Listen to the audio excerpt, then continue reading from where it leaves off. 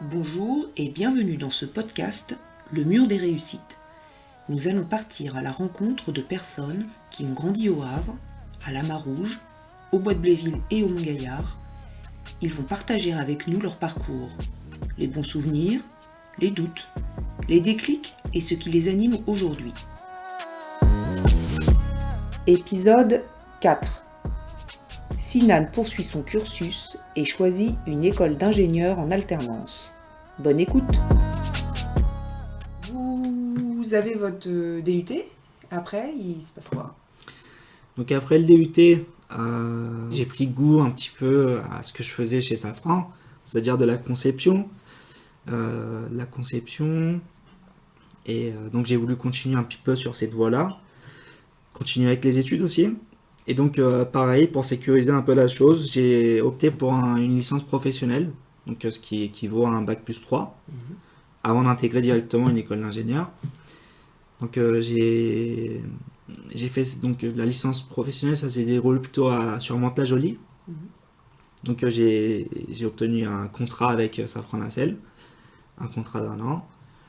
Donc j'ai fait une alternance en gros. C'est quelque chose de compliqué de quitter la famille, de quitter le quartier, la ville où on est.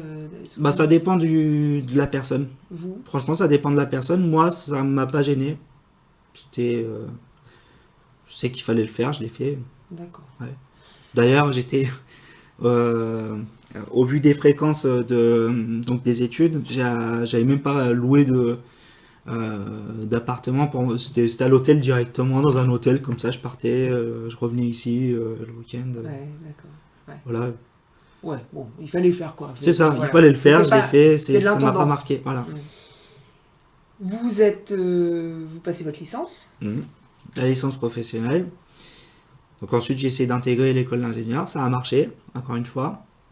J'ai repostulé à Safran Nacelle, ça a remarché. En gros, à partir de la licence professionnelle, j'ai commencé à créer mon réseau, tout simplement. Et donc j'ai montré mes compétences, mon travail, ça avait tendance à plaire. Et du coup, on a continué sur cette démarche-là avec l'école d'ingénieur. En alternance. En alternance, ouais. Et je reviendrai un peu sur l'alternance. Ouais. Donc, à partir de la licence professionnelle, mon travail consistait plutôt à optimiser, à améliorer certains composants de ces inverseurs de poussée, justement. Voilà. Ça fait quoi un inverseur de poussée? Un inverseur de poussée, c'est surtout utilisé lors de l'atterrissage. Et donc, ça nous permet de ralentir l'avion. C'est pas mal. Voilà, ouais, c'est pas mal.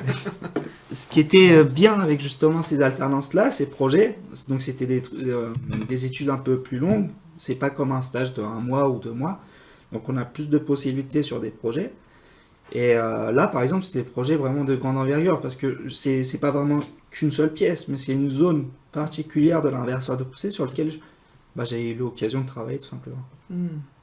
Donc vous avez pu mener votre projet de A à Z. C'est ça.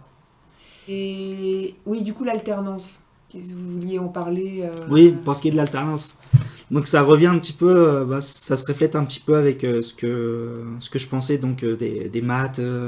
Pour moi, il fallait vraiment que ça soit appliqué. Au niveau du cursus, tout simplement. Donc j'ai goûté à la fac, ça m'avait vraiment refroidi. Et pour moi, c'était que l'alternance. Vraiment, l'alternance, c'était... je voyais les deux, en fait. Il y a la partie école, donc acquisition de connaissances, et la partie entreprise, on pouvait appliquer et puis avoir plus de vues, justement, sur notre avenir. Donc l'alternance était un des moyens aussi de compenser un peu les frais qui peuvent intervenir, notamment avec le logement, la vie, quoi, la voiture, l'entretien de la voiture, l'assurance, tout ça. Est-ce que vous avez ressenti quand vous étiez en lycée général, en DUT, la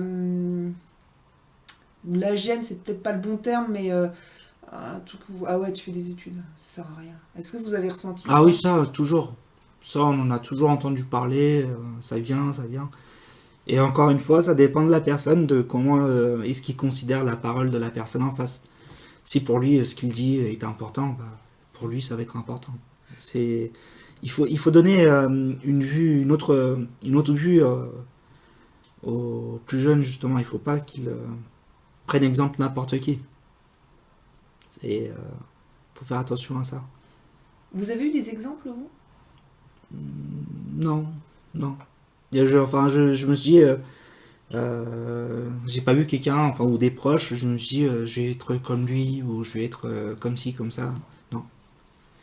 Je me suis tracé vraiment ma propre route, comme j'ai dit, après le DUT, le stage, là j'ai découvert vraiment le truc, quoi. Parce que vous auriez pu arrêter au DUT, Mm. essayer de trouver du travail. Qu'est-ce qui a fait que vous avez eu envie de continuer? Bah, j'ai pris goût à ça, justement. J'ai pris goût à ça.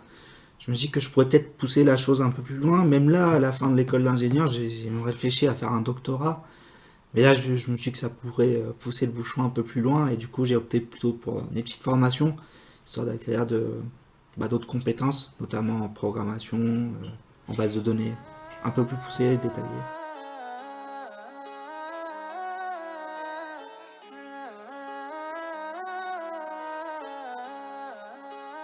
Fuck your kill this beat.